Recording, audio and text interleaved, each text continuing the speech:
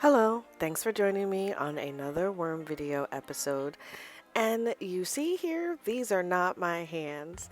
A few weeks ago, my child had to have surgery, and while I was away, I had to have my spouse do the worm video for me. So this is kind of my first reaction to what I see, because I did leave instructions on what should be done for the bins, and I've been laughing this whole time because my instructions were not followed. So, with my regular totes, the focus has been on keeping the moisture out of the bins. And I know I mentioned that the bins should not be given any water, but my husband did go ahead and spray down the bins. Now, the bins are fine. The following week, when I went and checked on them, they were okay. But it's just funny how someone else takes care of your worm bins for you, and despite what you think should happen, they do something else, and the worms don't suffer, they do okay. The second worm bin was a little bit of the same, and this is the one that typically is the bin that runs wetter than the other. And when you look at the color of the castings, you can see that they're much darker and there's a larger area of wetness on this particular bin. So again, there was water added to the bin when I didn't specifically request for any moisture to be added to the bin. But again, the worms were not really affected. From what I can tell, there isn't any worm trails along the sides of the bin, and there aren't any worms themselves up on the edges. So they were still happy with their bedding. I wish I could see what the worms actually look like, but it doesn't look like my husband did anything in regard to looking for any worm balls or really focusing on the worms themselves, which is fine because this is not what he does from week to week. I do also find it funny to note that he switched the feeding as well on the bins. So this bin is the bin that is supposed to get the larger chunks of food to try to cut down on that additional moisture. And there he goes, adding more water to the bin. The other bin is supposed to get the smaller particles, and this one was given the smaller one. Again, didn't really affect the bin too much. Over to the first of the Vermi bag totes.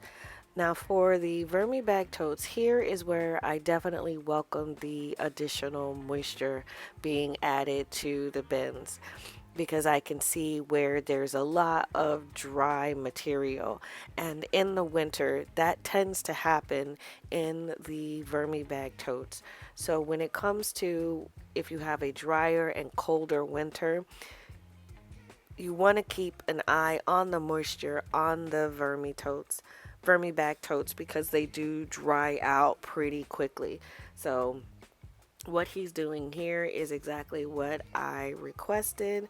Again, not much to report on the worms themselves, what they looked like, but looking at the bedding itself, there weren't any worms that appeared to be trying to escape from the previous week.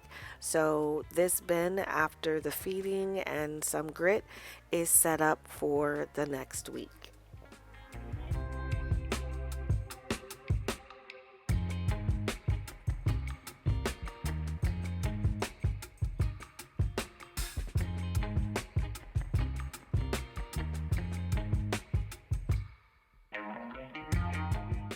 The second Vermi bag tote is the tote that I've switched gears on.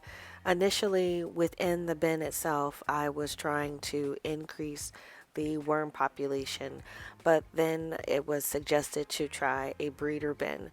So this is the first half of the breeder bin, where this is where all the original worms are, and what I'm just doing in this bin is not fluffing it too much, just trying to keep the center area where the worms will stay so that they still have a higher chance of bumping into each other, and making sure it doesn't dry out. Since it's not a lot of material in the bin, it is very susceptible to dry out quickly. So I do make sure that this gets watered down. And with this bin, he was successful in doing most of the steps except for not wetting down the paper. I really try to keep a lot of contacts of moisture in this bin, so the paper that stays on top of the castings and bedding itself, I always wet that down, but that wasn't done. Next week's video will show whether or not that had any effect on the castings, but this bin is updated for the week. And the second half of the breeder bin experiment is the breeder bin itself. So from what I've been researching with this bin, I'm really supposed to just stay hands off and just feed it and make sure it's enough moisture in the bin itself so it doesn't dry out. And with this bin, since there wasn't much to really remember to do, he did really well with this one, just giving it a large piece of food to keep the worms towards the top so that they'll end up bumping into each other in the breeder bin. And then once it's fed and given the grit, this is also updated for the next week. And in about 2 weeks, it'll be time to sift this and remove the adult worms out again and take the castings and start a smaller bin for all the wisps and cocoons that might be there. I'm going to definitely research more information because I'm still unsure of all the steps I'm supposed to do, but that completes the update for this bin. My last and final bin is my Vermi Bag Mini, which is the one and only flow through system that I have. It looks like from the previous week, this bin was super dry around the edges. And again, I'm wondering how much the bubble wrap plays a part in that. Now, I was trying to make sure that the bin was fed along the edges with frozen food that had a higher content of water to try to keep the edges of the bin from being crispy.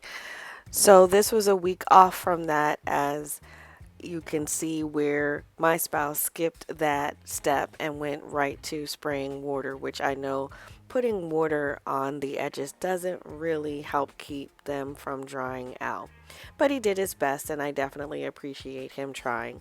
He did give a smaller feeding than I would normally give to this bin, and we'll see how that affects the worms on the following week because of me putting the food around the edges and in the center. This is probably about 2/3 of what I would normally give them. I don't think the worms really cared. This has been fun for me to do a first reaction. I rarely get to do that, and it's been mostly tongue in cheek. I appreciate his efforts, and I appreciate you for watching. Thank you so much.